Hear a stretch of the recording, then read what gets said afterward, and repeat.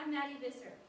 Music speaks in a way that is inexpressible in words. For me, I struggle with expressing exactly what music means to me and how much it means to me in mere words, because music really comes from the heart.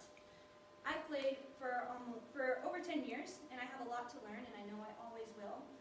But how did that little girl playing Animal Band in the first video get to the young lady playing Whitewater Chopsticks in the second video? That little girl had no idea what God had in store for her, but the young lady now understands one of God's most important truths, His faithfulness. This is my story. So to understand it, we have to go back to March 2020. That was when I got my recital piece by Chopin. Did not like Chopin. I promised myself I would never play Chopin in my life. And classical music, forget it. But Miss Deb encouraged me, just give it a shot. So I took it home and I started to learn it, but I learned the intervals and the notes, the dynamics and the counting. I didn't really learn the music itself. So I came back to Miss Deb really frustrated. I just don't want to play this song. I really am struggling with this song. But rather than giving me another piece, she challenged me to do something that I had never really thought about before. She told me to put my story into the piece.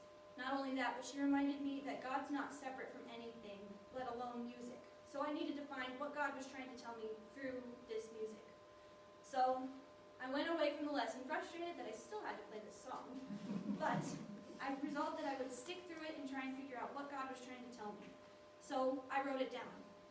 And I figured out that my story fits into this song. If you would like a copy of what I wrote down that day, I have copies if you would like to read it.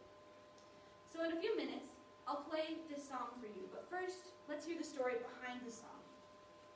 The beginning of this song is gentle, exploratory, and simple. When I was little, I really wanted to know everything. I was really adventurous. I asked a lot of questions.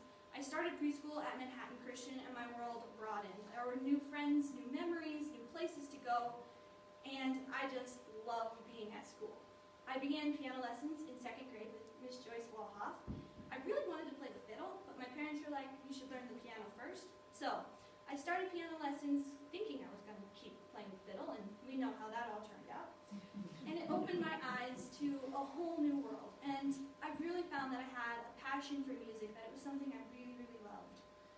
And so introducing in this song, there's something underlying, something you can't really tell that what it is, but it's definitely there. So I went through my elementary years, gaining new memories, new friends, new knowledge, and I got more comfortable with my life. And the song goes on. At this point, there's a key change.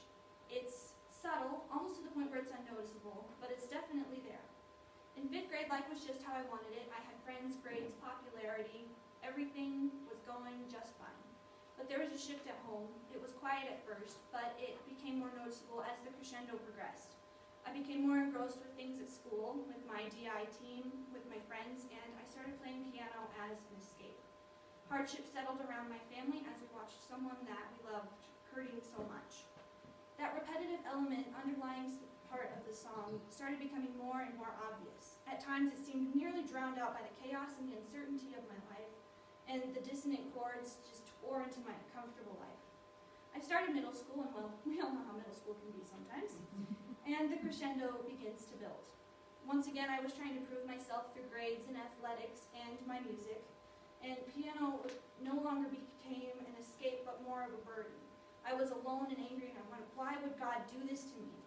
Finally, as the crescendo builds into a fortissimo, I cried out to God, why are you doing this? This isn't fair. Why would you do this to me when I haven't done anything? But through that all, the steady repeated note never left. I started high school, and there's no key change here, but there are so much scattered and strange chords, and there's development, and yet the repeated note never leaves. Circumstances at home got better. I found a flow. I changed piano teachers from Miss Joyce to Miss Deb due to the love and encouragement from my parents. Miss Joyce gave me 6 years of foundation and helping me discover my passion for music, and I took that with me to Miss Deb. She challenged me to different heights of music, and blank stares were pretty common for the first few months of lessons with her, but with patience and grace, she gave me a new perspective on my music and encouraged me to find purpose in it, rather than just playing for the sake of playing, which I had been doing because of things at home. Things started to get more complicated as I grew and became more involved with the school play. I became a unified partner in Special Olympics, and I was more involved with music at church. All the crazy things in my life just somehow worked together to make a beautiful harmony, but it didn't show up until it was played. And yet the steady repeated note never left. My sophomore year, I took a trip with my family to the Philippines, and I learned about a different culture, and I was stretched way out of my comfort zone. When we were there, we went to Palawan, which is one of the islands, and we went to a school for kids with special needs, and we spent a day there. And that's where I got this necklace. It was made by kids from that school. And so that really got the wheels turning in my head that this is something I really like to do, whether it's mission work, whether it's teaching, whether it's people with special needs, or all of the above. And so this crazy chord in my life played itself into the song to make beautiful chords fitting into the song and the repeated note.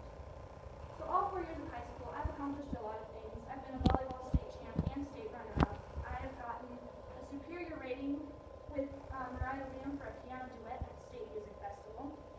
And I have gotten several awards in Special Olympics, the most important of which are friends, laughs, and memories. There have been a lot of high points and a lot of low points, and all the while, this music never stops. During the song, there comes a point where I have to stretch my hands over an octave, and I have little hands, so that's a long way sometimes. But sometimes I have to stretch myself and put myself out there and try new things and take the risk. And even through that stretching, the steady note never leaves. So what is the steady note? Only after I looked at this song more closely did I realize that throughout the song, it never leaves. Sometimes it's hard to see, and sometimes it can be really annoying. But then I realized that steady note is the steady, constant presence of God in my life.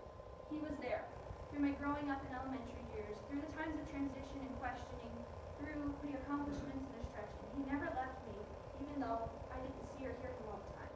He made beautiful music even of the chaos and mistakes of my life. So looking ahead, where am I going? My story's not over yet. I hold on to the hope and peace that the steady presence will always be there, and he'll never leave me, even in the next step of my life, which will be getting a degree in elementary and special education at Carroll College. Psalm 121, verse 1 and 2. I lift my eyes into the hills. Where does my help come from? My help comes from the Lord, the maker of heaven and earth. I was challenged to take music that I really didn't like and look for God in it. Music is my witness. So through my music, I tell a story of God's love and grace, even in the craziest times. So for my senior project, I taught piano lessons in the hope that one day my students will understand God's grace and what He is trying to tell them through their own music. At the end of the song, there's 2 measures of single notes, and this is the victory that we have in Christ. We can't truly appreciate the beauty of those single notes without getting through the chaos of the rest of the piece. In my life, I can't truly understand God's steady presence until I realize just what He's carried me through.